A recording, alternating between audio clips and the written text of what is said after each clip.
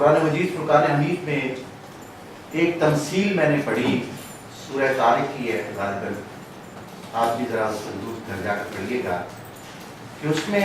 اللہ سبحانہ تعالیٰ ایک بڑی خوبصورت بات کے ذریعے ایک بات کو سمجھانے کی کوشش کرتا ہے انسان کو. وہ اپنے لطیف ہونے کا اور اپنے سمیع و بصیر ہونے کا ایک بات بتاتے ہیں کہ اگر سمندر کے اندر تحت الثری میں جو ساتویں ہماری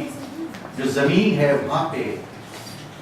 ایک شیشہ رکھا ہوا ہو،